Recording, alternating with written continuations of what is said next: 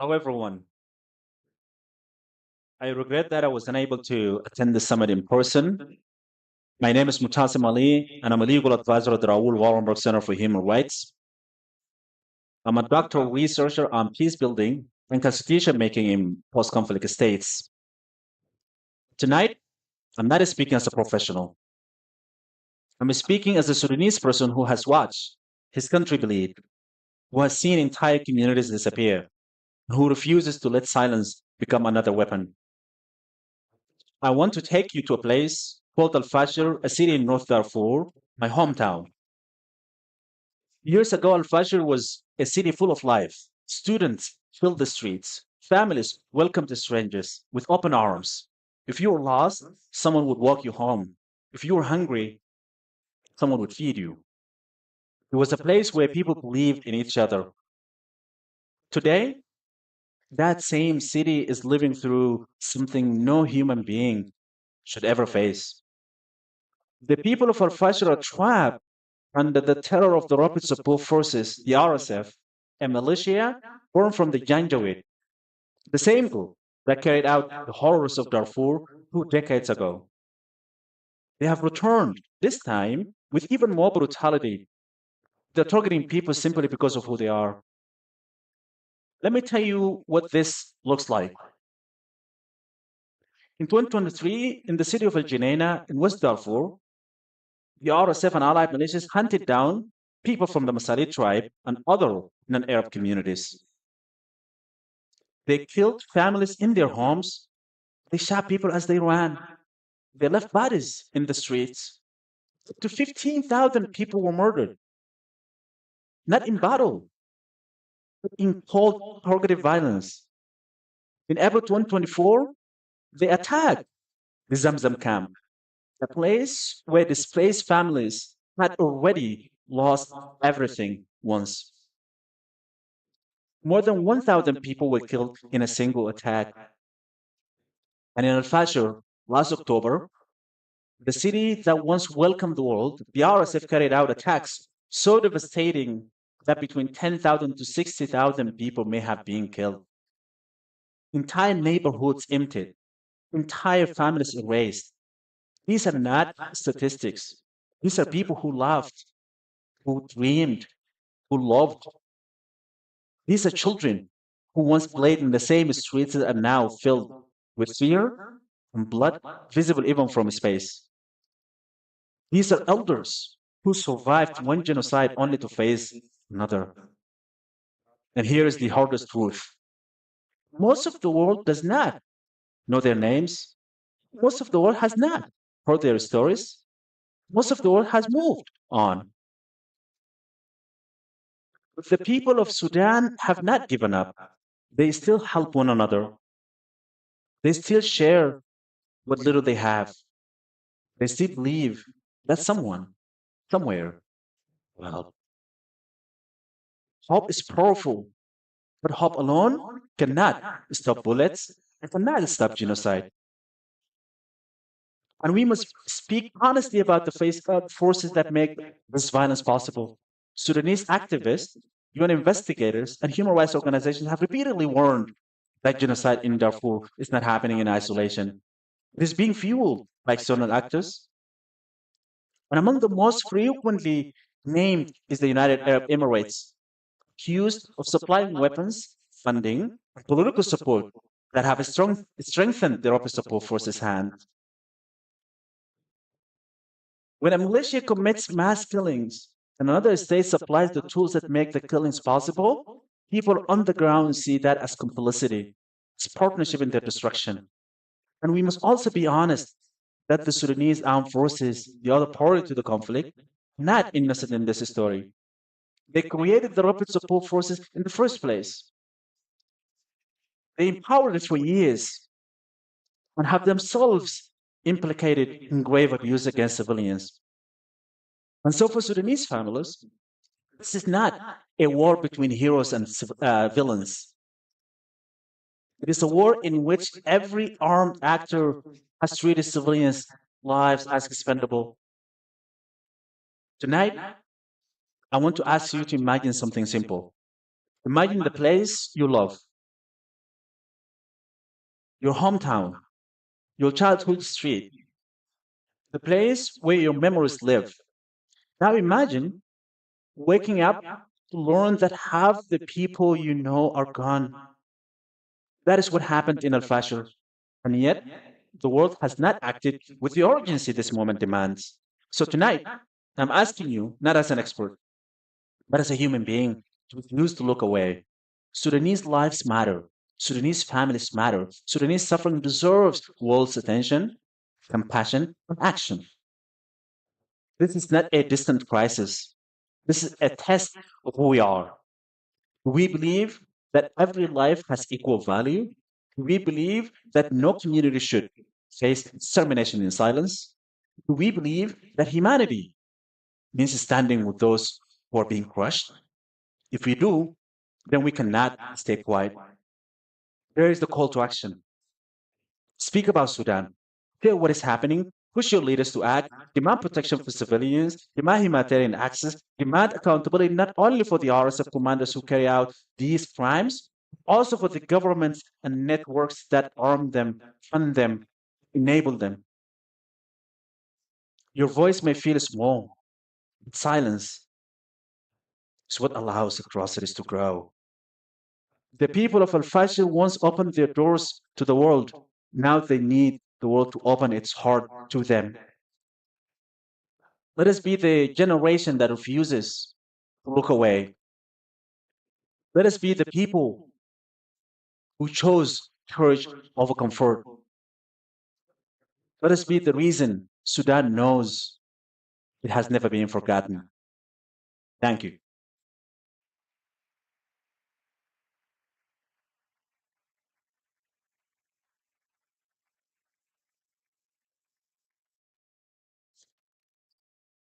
Ladies and gentlemen, I would just like to announce a slight change in our schedule. The International Women's Rights Award that was scheduled for now will be presented instead after the lunch break at 10 minutes to 4 at 3:50 p.m. Now we're going to continue with the presentation of the 2026 Courage Award. Thank you for your understanding.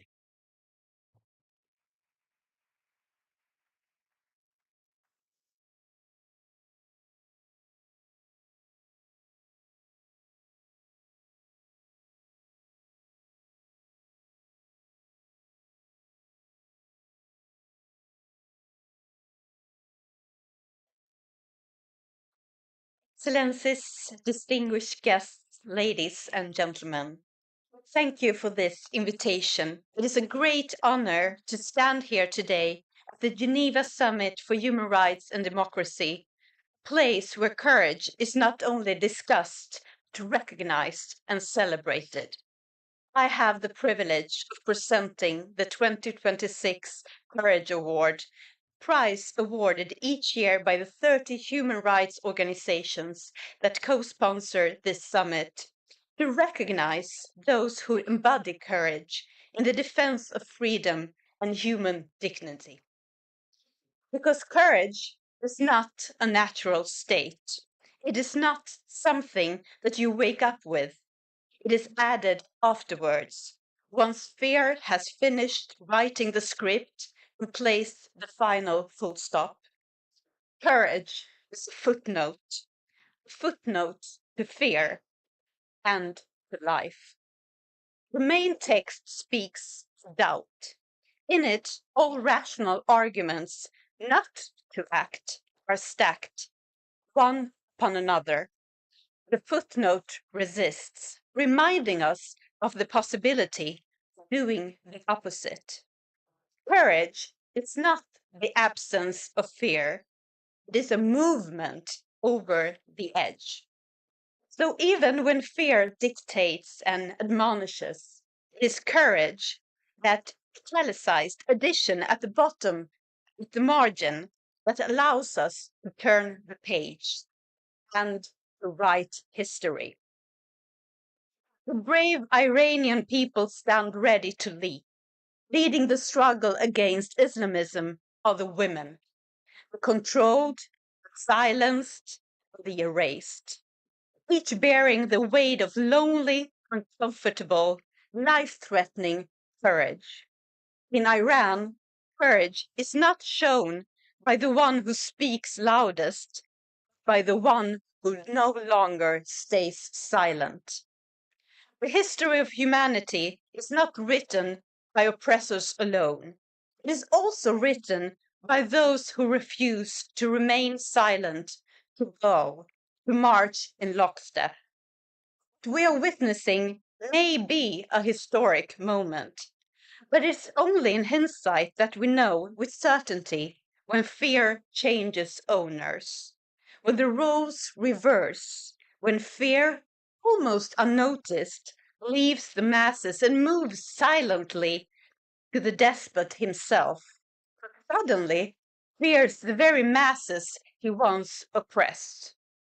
Then, in retrospect, one can often identify the spark that ignited the fire, the moment when the people finally find the strength to rise, fully aware that life itself is at stake. The moment when the despot realizes reality has caught up and there is no going back. When control evaporates, when the military and police join the people, when the facade finally crumbles, when walls are torn down, when people are reunited, when all that seemed impossible suddenly becomes real and self-evident. It is then we are reminded again that history can always take new, unforeseen paths, and that these paths are ultimately shaped by the courageous choices of frightened people. It is then we are reminded again that the logic of dictatorship, manifested in oppression, control, and misery, is always at war with human nature and her longing for freedom. Iranian women pose a threat to nearly half a century of Islamist oppression. System built on the denial of freedom, on subjunction, and on obedience, where the female body is reduced to a battlefield, her hair to a crime scene, clothing and free will to a moral test. The woman who shows her hair is deemed a threat to the very foundations of society. The woman who speaks freely is regarded as a security risk, and she who refuses to obey is punished as an enemy of the regime with death. The full stop to a life half lived. And yet, or perhaps precisely because of this, it is the women who have carried the struggle for freedom the furthest. Woman, life, freedom, the beginning of a revolution. Beyond the slogan, they offer a path forward and indeed a manifest in today's laureate. Spies, murderous attempts, she is a woman who has chosen life and who will achieve freedom. Masih Alinejad, whom the devil's henchmen in Tehran have tried to murder 3 times, who is forced into an existence in the shadows, has not had the luxury of being vague or the privilege of being neutral. When power demanded loyalty, you chose truth. When silence was offered as a protection, you chose to speak. When fear's monologue presented rational arguments, you chose courage's footnote.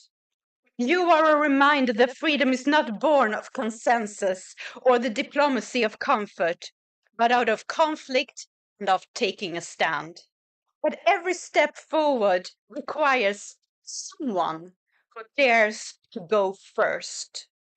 It is an honor for me personally to present Masih Alinejad to you, not only to recognize her work, but to take a stand. Stand for all Iranian women's rights to own their own lives, against Islamism's claim to absolute power, for the principle that no state, religion, or ideology ever stands above the individual human being. History will remember those who excuse the brutality and those who close their ears to the Iranian lion's abyssal roar.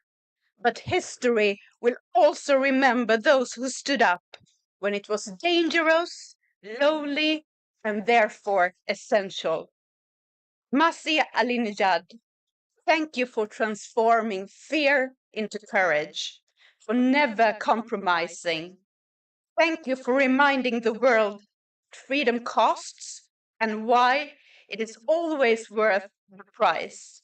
I am very honored to invite Masih Alinejad to please come forward and receive the 2026 Courage Award on behalf of the heroes of Iran. Thank you.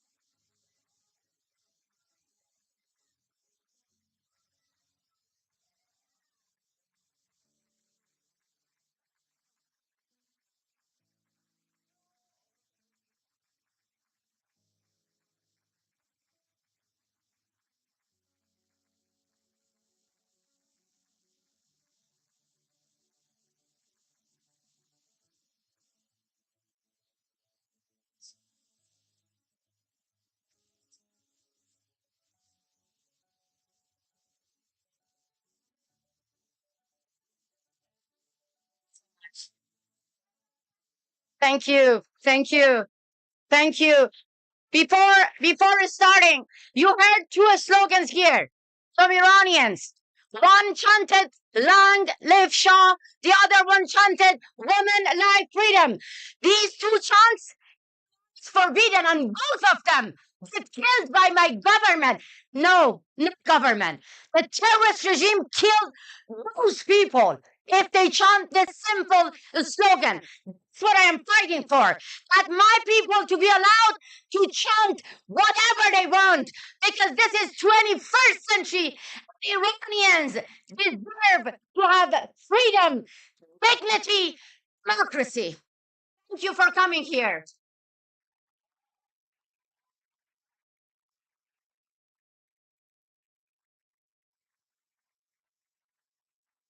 Thank you so much for this recognition.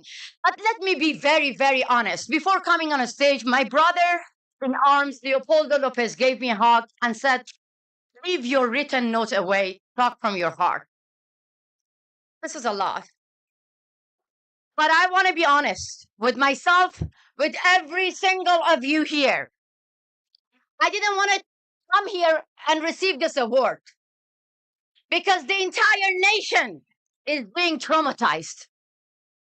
Because Iranians have faced massacre. More than 40,000 people only in 24 hours. And I am like millions of Iranians traumatized. And I thought, I don't deserve to receive an award. I feel the guilt on my shoulder. I said, we need action, not an award. We need to see that the rest of the world bring shame to the government and stop legitimizing them, not ceremony. But then I told myself, this award comes from UN Watch, from Geneva Summit.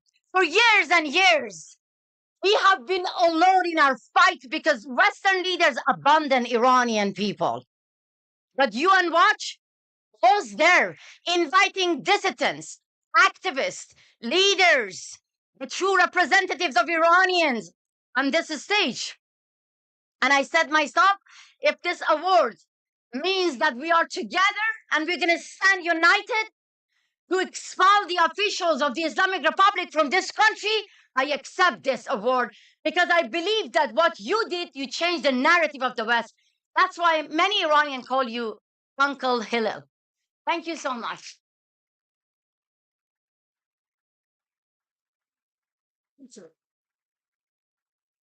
Yes, that's the only reason that I came here. But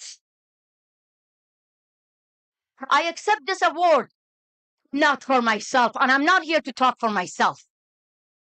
I want to introduce my real heroes, the people of Iran, especially those who have been killed and those who carry the bullets on their own bodies. Two of them are sitting among you. And now I want them to stand up. One of them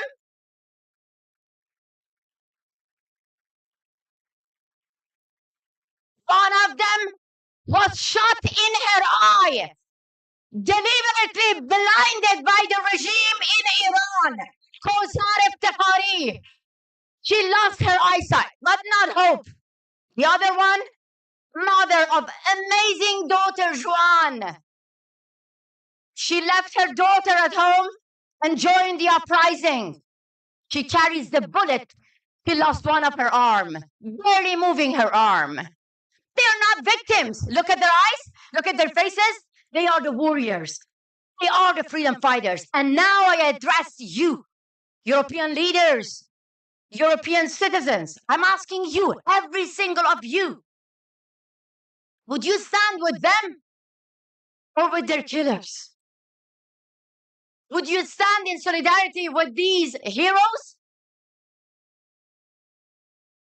Oh, thank you. Thank you. Or you stand with those who are shooting them. Now I want to ask them to come on a stage because I want everyone to stand for them. I want everyone to stand for the victims.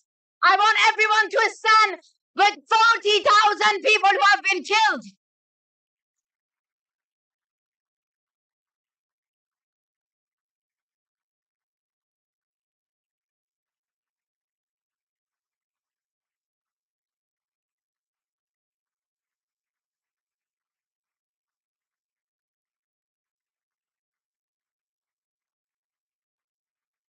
Thank you.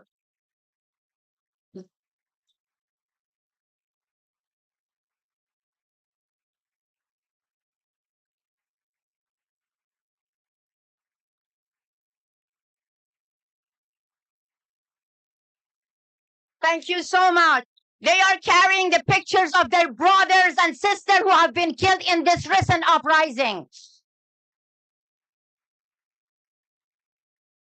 Thank you, Kosar, Sima. If you want to say anything, I dedicated this award to you because you are the real heroes alongside millions of Iranians. If you have something to say,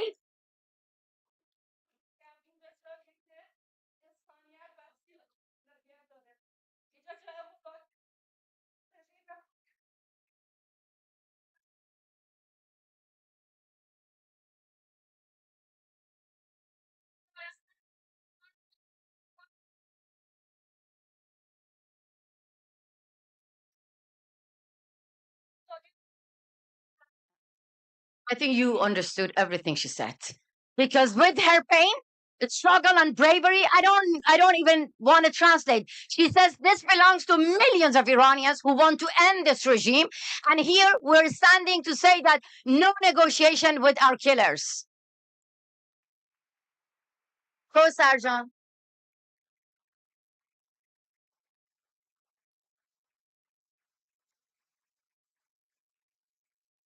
Kosar, if you want to say something.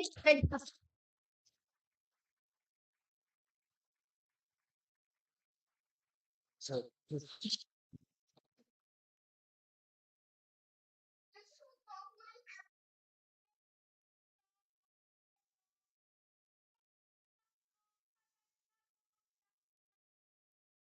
Islamic Republic is a machinery weapons of massacring unarmed and innocent Iranians.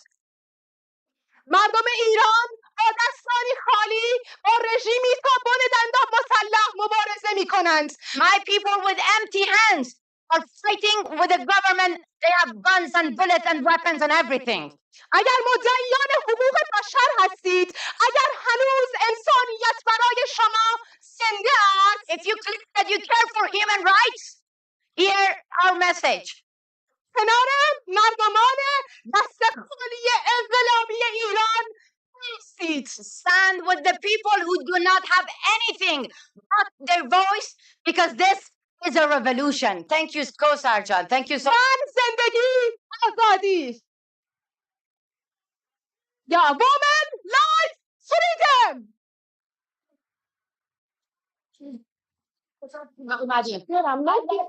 Merci. اتحاد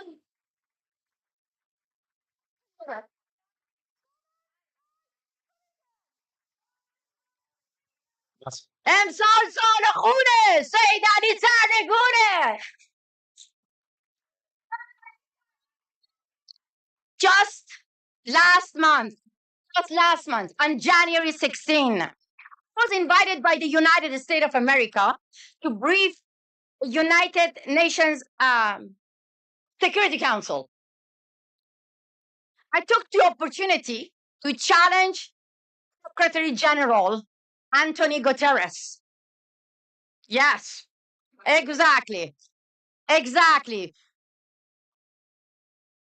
And I want to ask you, because a lot of people think that I carry the anger of Iranians. People believe that I survived 3 assassination plots. I have too much emotion, so maybe I am radical. So I want to name 3 steps that the United Nations took right after the massacre. Ask you tell me if this United Nations stand with the people of Iran or dictators. First, Secretary General invited Araqchi, Foreign Minister of the Islamic Republic. Their hand is full of blood, to give a talk at the United Nations without actually condemning the massacre. He sent a congratulation letter to this murderous regime. You tell me, does he stand with the people or dictators? Think about it. Second, the United Nations now appointed a woman who was in charge of oppressing Iranian women, Nadipur, Saneh Nadipur, giving her a role at Human Rights Council. I know. Unfortunately, the United Nations became a sad joke.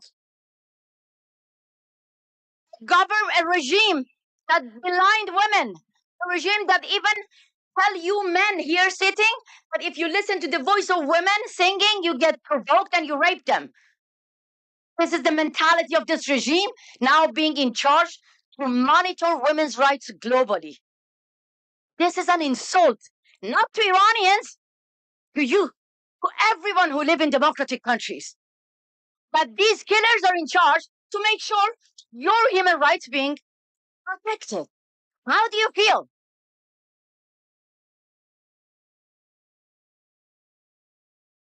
The Islamic Republic, third, the Islamic Republic was elected as vice chair for the Commission for Social Development, body which promotes democracy, tolerance, non-violence, and gender equality.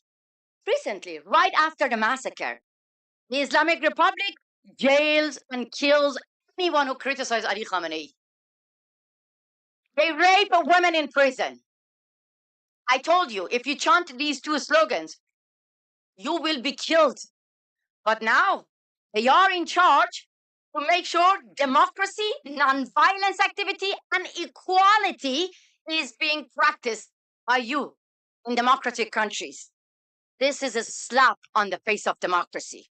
So that's why when you leave this place, think about it. The United Nations stands with the victims or with dictators. And now I want to challenge Europeans. please don't change your mind and keep inviting me. Especially, thank you so much. When I heard Swedish MP is going to introduce me, I got almost heart attack. Yeah, because the Swedish feminist cabinet betrayed Iranian women. And then when I read about you, I was like, thank you.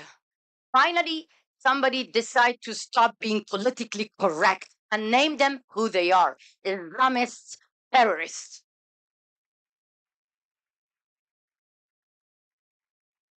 In 2015, I came here at Geneva Summit, after launching a campaign against compulsory veiling, fighting against the entire regime. Iranian women were walking unveiled, challenging Ali Khamenei and his wall of dictatorship. I warned the high representative of the European Parliament, the female politicians from Netherlands, Sweden, France, Germany, all over the world, to stop bowing to Iranian regime. But they were going there, respecting compulsory hijab laws in the name of not causing Islamophobia. They were the one saying that we wear hijab out of respect to your culture. Listen, my mother wears hijab. She never forced me to wear hijab. This is the culture of my nation. Not the ISIS in power, forcing every female politician from Western countries to obey Sharia laws. That was a betrayal. So the Western female politicians waited too long to understand that compulsory hijab is not our culture. Until Mahsa Jina Amini got killed. Suddenly, they said, wow, yeah, this is not your culture. They started to their hair to show their solidarity with the women of Iran. I am calling on all of those representatives of European Parliament. Stop cutting your hair. Cut your ties with our killers.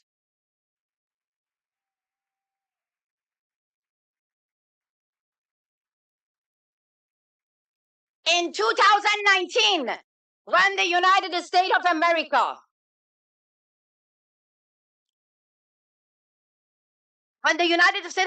designated Revolutionary Guards as a terrorist organization. I know a lot of people hate Trump, and they shift their head toward from President Trump to millions of Iranians.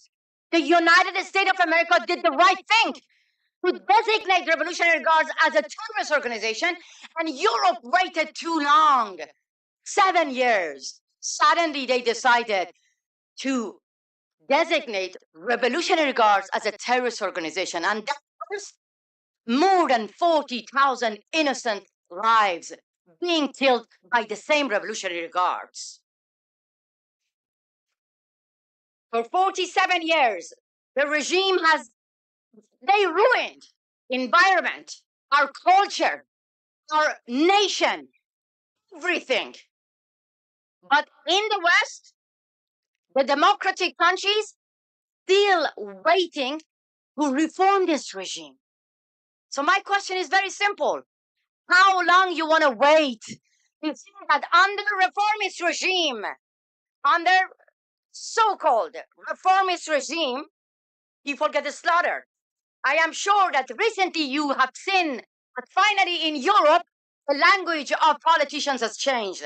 I am so happy to see this moment when European leaders understand that this is not the supreme leader. He is the godfather of ISIS, Ali Khamenei.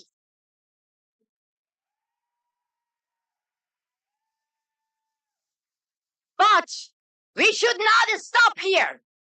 We should not stop there. For years and years, when I challenge Europeans, then why you negotiate with the Islamic Republic, they say now the time of the moderate president. So we need to open the door of diplomacy toward the moderate president, Hassan Rouhani.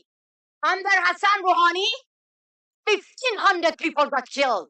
You call him moderate, we call him terrorist.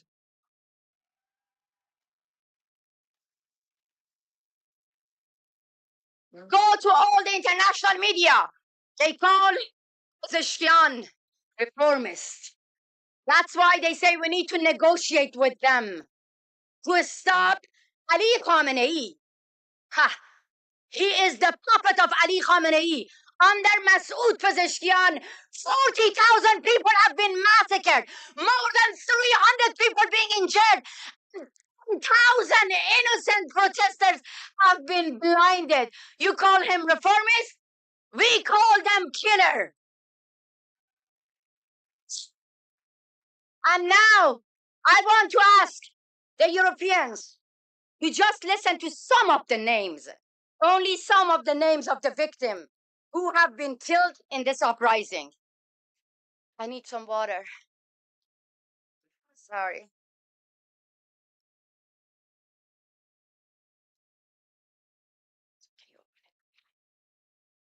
Wait for me. Thank you so much.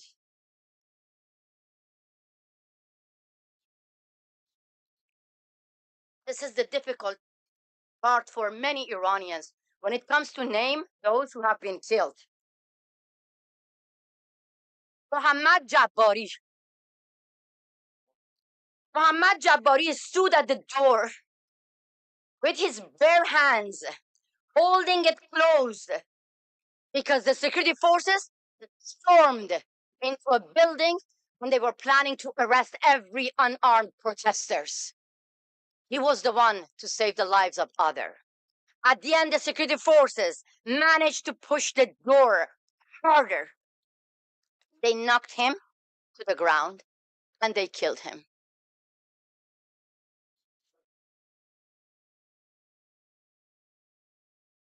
A firefighter, a man trained to save the lives, while others ran from bullets, guns and bullets, he ran toward unarmed people. His image went viral the moment he carried a wounded one on his shoulder. Security forces shot him and killed him.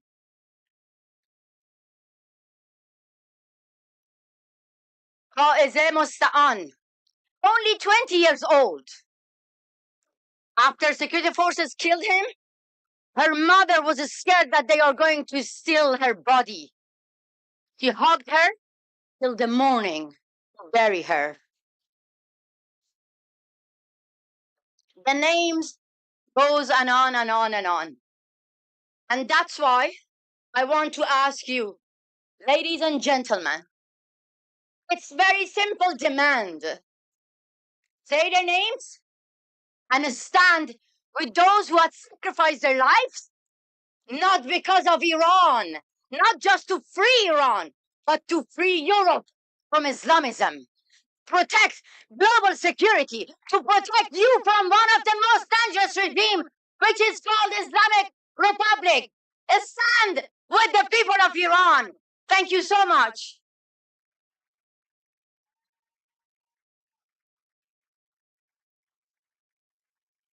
Thank you.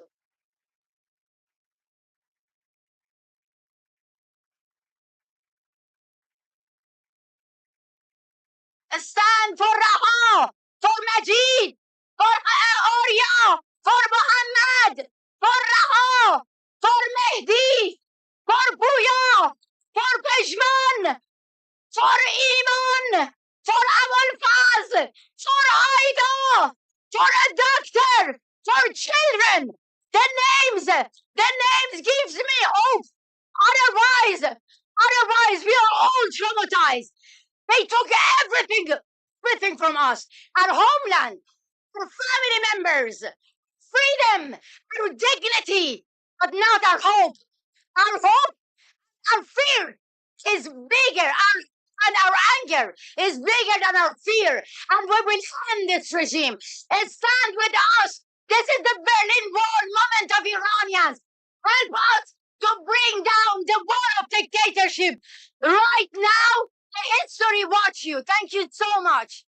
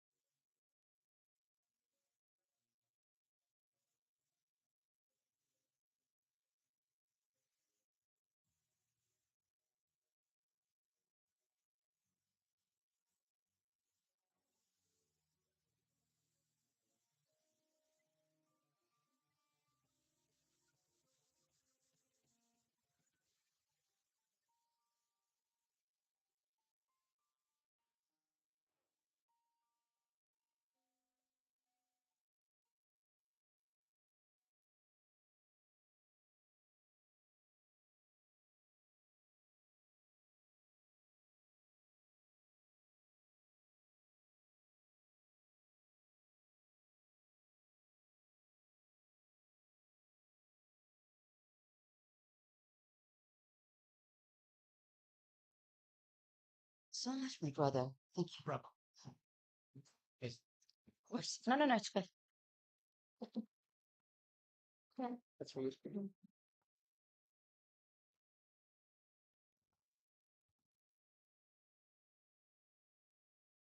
Friends, we've heard today about imprisonment, torture, censorship, but increasingly dictatorships are not satisfied with pursuing dissidents at home and repressing them, but actually they want to hunt their critics abroad. They send spies, they send threats, they send criminals, they send assassins. This is called transnational repression, one of the fastest growing tools of authoritarian regimes today. Their message is simple: you can run, but you cannot hide. Now, Massie knows this personally. She survived multiple kidnapping plots and assassination attempts on American soil. Leopoldo was imprisoned, escaped into exile, and as the co-founder of the World Liberty Congress, has seen how regimes exploit international systems to target opponents abroad. So today we ask, how far will dictators go, and how far will democracies go to fight back and protect our free societies and stop them? I want to start with you, Massie. Can you start with my brother? Okay, sure. We'll give you a break. Leo, you've spoken about autocratic regimes who cooperate across borders. You are aware about Iran and Venezuela that are strategically aligned. Can you tell us, what does that look like in practice? What are Western countries doing to fight back? What should they be doing? Well, thank you very much. And I would like to start by congratulating the courage of Massie, of the women that were here as victims, that represent millions of victims and tens of thousands of people that have been killed in the eyes of the world, just in matters of days. For us, Venezuelans, Iran was far away, until very recently, saying maybe 15, 20 years ago, when there was an alliance between Hugo Chavez and Iran and the Islamic Republic of Iran. And they started to craft an alliance that was developed in different layers of their kleptocratic networks, how to steal, layers of how to evade sanctions, layers of collaborating with the terrorist organizations. Some people might not know this, but Hezbollah has been present in Venezuela for years, laundering money, training their people. For years, Venezuela provided passports to terrorists from Hezbollah and from Hamas in order for them to move freely throughout the world.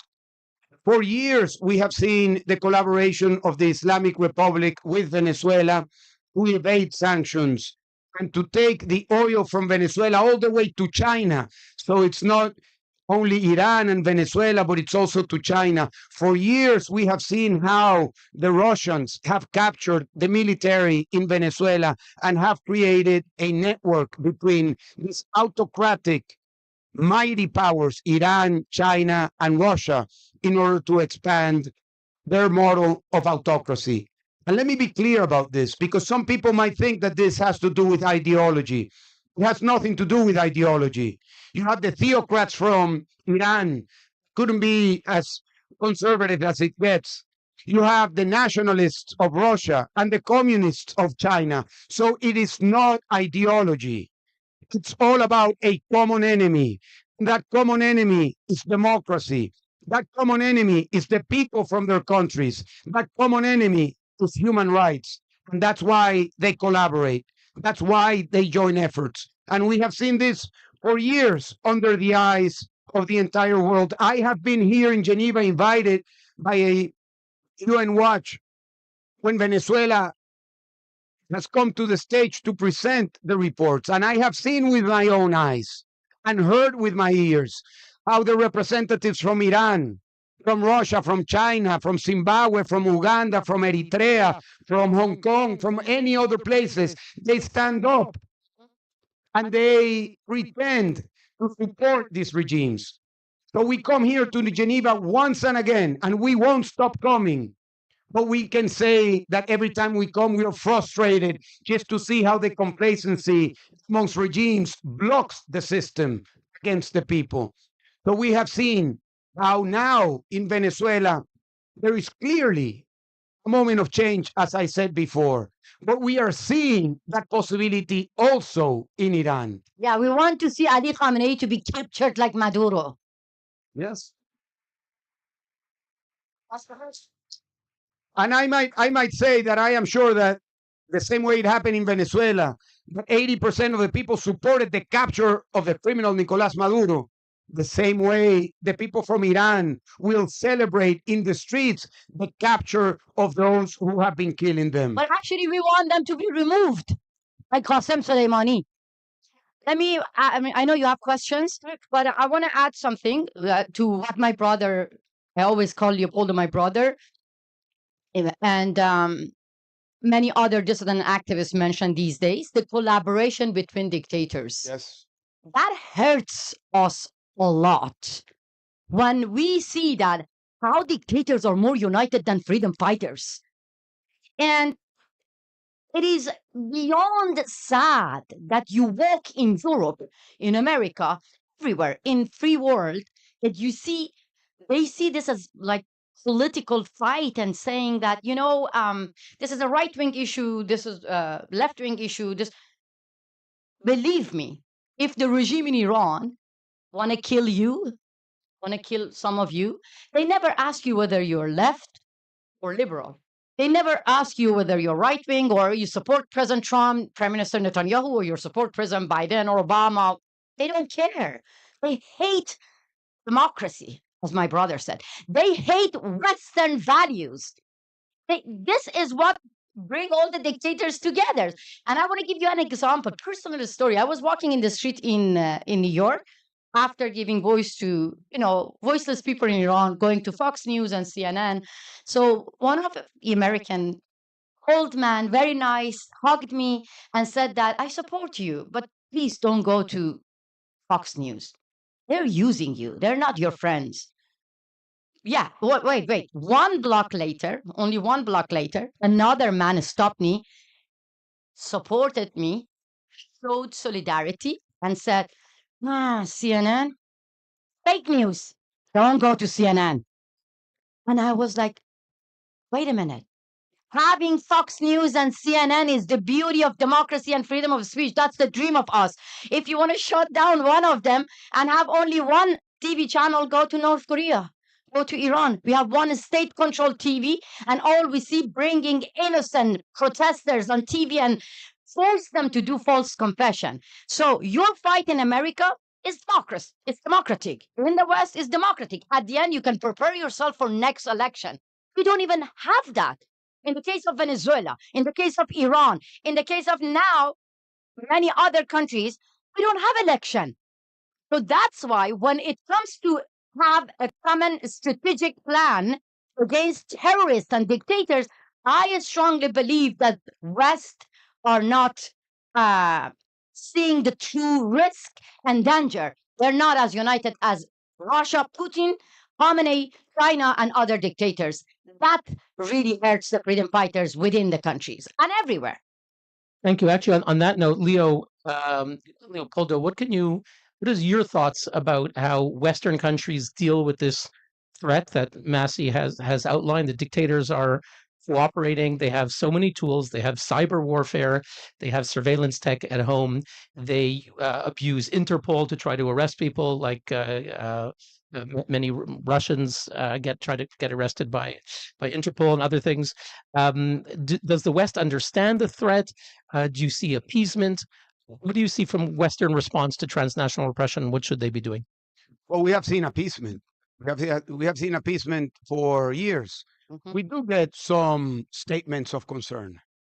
We do get some slaps in the back saying we are with you, but that's not enough. And that is why we created the World Liberty Congress. It's the exact reason why we understood that if we don't stand together, our fight for freedom will not be as strong as it needs to be. Because of a simple idea. that was crafted here, that human rights are universal, that all women and all men are created equal. What does that mean? That means that there are no borders. That means that there is a violation of human rights in Iran and I am in Venezuela. It needs to be as important. And that's why we united voices, dissidents, leaders, movements, women, men, people who are in exile, people who are in their own countries, understanding that it doesn't matter if you're in Africa, in Eastern Europe, in the Middle East, in Latin America, or in Asia, the fight is the same. And let me tell you something. For us, it has been a growing human experience to meet so many courageous women and men that we're very different. Our religion is different. Our skin color is different. Our history is different. Our languages are different. And if we talk about any other topic, we could be very different people. When we speak about what it means to fight an autocratic regimes, immediately we are part of the same movement. Immediately we become brothers and sisters, and we don't use this term brothers and sisters lightly. We use this term because we believe that we need to have true solidarity, and we need to understand. And one of the challenges that we have, and we have taken that personally, is to learn. To learn what is happening in other countries. So places like this, when we hear voices from Vietnam, from North Korea, from Zimbabwe, from Venezuela, from Iran, these are places where we learn. And it's not just to learn the facts, it's also to learn the empathy that is necessary to understand that simple idea that human rights are universal. That should be the commitment of the Human Rights Council. But unfortunately, it is not. Not because of the people that are doing the reports are not doing their work. Because I need to make the distinction. My brother always tried to make me politically correct because I, criticize United Nations. But this is a fact, and that's true. But at the end, it's an endless meeting. Well, but we need to make the distinction because there are many courageous women and men that belong to the human rights system, that go to our countries, take risks, that make sure that truth is told, that crimes are reported. They do the job. They do the job. And I have seen them. I know them. I've spoken with them. But let me tell you something. They are as frustrated as we are when nothing happens. They come here year after year, present the reports, and then politics takes over and nothing happens. So what do we need? We need the democratic countries to stand together, to understand that the fight for democracy and freedom and human rights is a vital fight. And it is not just a fight for more statements and for more speeches. I think we need an alternative United Nations. Because to be honest, that's why my brother mentioned that. Thank you. My brother mentioned that we are different. We have different political views. We have different culture, different background, coming from different geography. But we are united. We stand together when it comes to fight together against tyranny, against dictatorship. All of us, many of us, we know each other through UN Watch, through Oslo Freedom Forum, through organizations that bring all the dissidents together. We are changing the narrative in the world. If those who are working for United Nations and they are frustrated, now they have to stand up against Antonio Guterres. They have to speak up. They have to say that they are frustrated. Because look, they spend hours and hours and they talk to the victims, and the victims inside Iran, they risk everything to share everything with the United Nations. And at the end, it's just a statement. Endless and useless meetings and statements. And that hurts the victims, that kills the hope of victims. Even now, I am shy to go to the victims and tell them that come and work with the United Nations, while the United Nations give a seat to the Islamic Republic to monitor human rights globally right after a massacre. That's why I believe that we need to build up a movement, an action-oriented movement that actually take charge and educate the youth in the West. Because look, I'm going to be very honest with you. It breaks my heart when some of like you in the West saying that, okay, this is in Zimbabwe, this is in Venezuela, this is in Hong Kong, this is in Iran. Why should we care about something happen miles away from Europe, Geneva, Netherlands? Yes? Whether you care about what's happening in Iran, in Venezuela, Russia, China, or not, those dictators, they really care about you. Some in the right wing in America say that America is first. We should just focus on America. They're wrong, because for dictators, America is first too. The first target to destruction. And for those left who sympathize with the Islamic Republic, they don't know that the Islamic Republic is not only targeting the women in Iran, or the Taliban is not just targeting women in Afghanistan. It's in their DNA to expand Islamism everywhere. So if you don't join us, believe me, sooner or later, you will face all these dictators in front of your door, your house. So dictators are coming to you.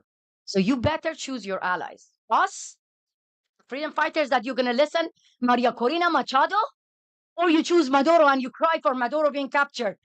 Oh, this is against international law. Capturing Maduro was the duty of international court, international law. They didn't do their job. I mean, so to speak about the frustration, I can feel the frustration of the people of Iran when the day that they celebrated the Islamic Republic revolution, they got a congratulations message from the Secretary General of the UN. How do you think? Condemnation, not a condemnation for the massacre, but congratulations for the regime. And what did we get from the UN Secretary General when Maduro was captured?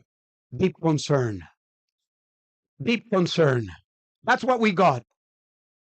So, of course, there is frustration. Of course, the UN system needs to be revised and needs to be reformed because it's not functioning. It's not functioning for what it's meant to be, for the people, for these ideas that we believe in, universal human rights. So I congratulate this meeting, congratulate this summit, because this is unusual. It's unusual to come to Geneva and to have people like us to speak out, because many times they tell us you need to be politically correct. You need to be polite to the international law. You need to work within the diplomatic ways of saying things. But if we work with the diplomatic ways of saying things, we won't be heard, because nobody's being heard when those words are being spoken in those terms. So yes, you hear today frustration, but you also hear hope, because we are about hope. We are not about frustration. We are about hope. And let me tell you why. Because the people in Iran, in Venezuela, in most African countries, in most Asian countries, they want to be free. They want to be free. So this is not about Western values. This is about the essence of human beings who want to be free. And what we need to do is to bring together not just the dissidents, not just the movements, but also governments, media, organizations, human rights organizations. We need to bring everyone to this idea that the world could be a world respectful of human rights. And human rights, my friends, does not come alone. Human rights is a consequence of two other things. In order to have human rights, there needs to be democracy. In order to have democracy, there needs to be free and fair elections.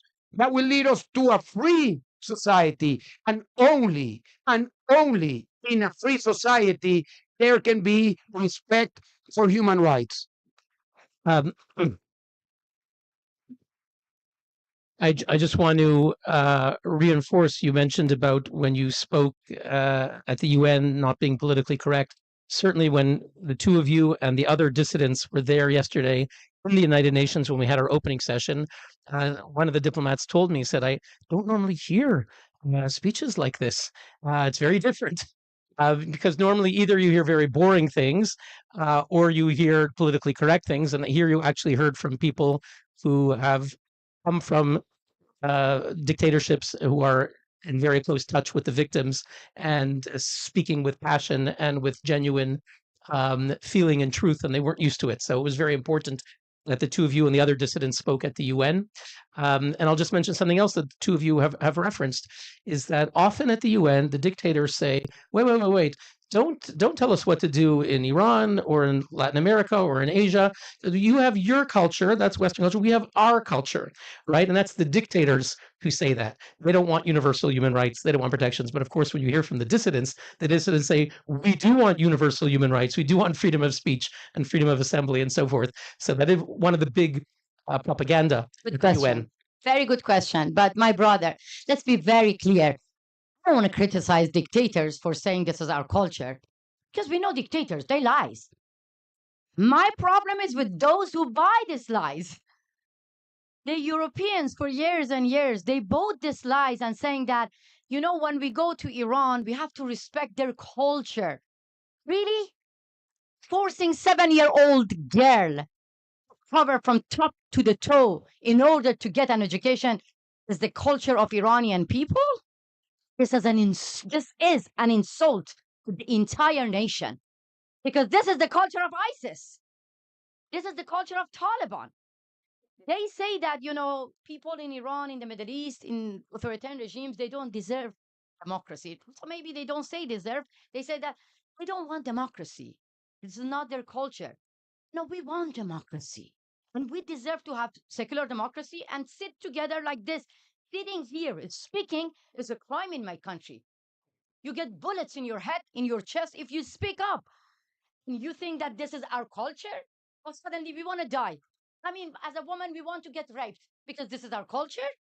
This is really an insult to a nation. So I don't criticize the dictators, but I call on Europeans, on democratic countries, to respect nation with empty hands, stand up and say that our culture is tolerance. Our culture is not death to America, death to Israel. Our culture is we want to normalize having relation with America, with Israel, with all over the world. Our culture is not I am Hamas. No. Our culture is Hamas, Houthi, Islamic Republic. They are the biggest terrorist organization against people of Iran, people of Palestine, people of Gaza, people of Israel. This is our culture. Middle East is the most beautiful culture. Before Islamic Republic, we don't even share border with Israel. We had good relation with the Israeli government. This is not our culture to hate Israeli government. This is not our culture to hate America. We love you, good people. We love you. I was brainwashed. In my country, they were telling me that you have to shout death to America and Israel as loud as Tel Aviv and White House would shake. Guess what? This is Iranians now. They shout as loud as Ali Khamenei's house is shaking now. Death to Islamic Republic. This is our culture, because our culture is all about love, dancing, music, history, culture. But their culture, the Islamic Republic culture, is death, sending weapons, sending assassins in front of your house, sending killers, rapists, expanding Islamic ideology everywhere. This is their culture. So then it's your choice. You have choice. You want to choose the culture of ISIS, Taliban, and Islamic Republic, Hamas, Houthi, Hezbollah, or the culture of the beautiful Middle East who wants to stand together and be a normal country, have normal relation with all of you. Choose us. You don't have two options. You have only one option. Yes? Because in the West, I'm going to, last sentence. Unfortunately, you cannot ask me to be politically correct. Unfortunately, some in the West, they are allergic to the word regime change. But hey, we have allergy to dictators. So it's very simple. Join us. This is the Berlin Wall moment of Venezuela, Iran. Please join us to bring the wall of dictatorship down. The consequence is going to be bigger than the fall of the Berlin Wall, because we're going to have peace and global security without the autocracy ink. Together, we are stronger. Thank you so much. Leo, final thoughts, 30 seconds. I just join a global movement for freedom. We offer you the World Liberty Congress, but you also have the Geneva Summit. Just join. Understand that alone we cannot win this fight. Understand that we need to learn about what's happening in other parts of the world. And I think that's the biggest takeaway of this summit. Let's join efforts. Let's be courageous. And one final thought: they cannot change us as human beings. We are good people. They cannot change us. When we want to smile, we need to smile. They cannot take away from us our optimism. They cannot make us be people who are resentful and bad and in a bad mood all the time. We want to fight this fight with optimism, with hope, and with the assurance that we will be free. Thank you very much. Thank you. Thank you, Leopoldo. Before we break,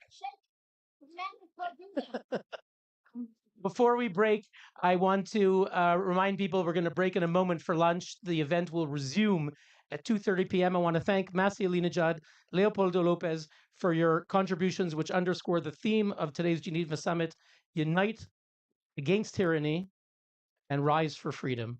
Thank you very much.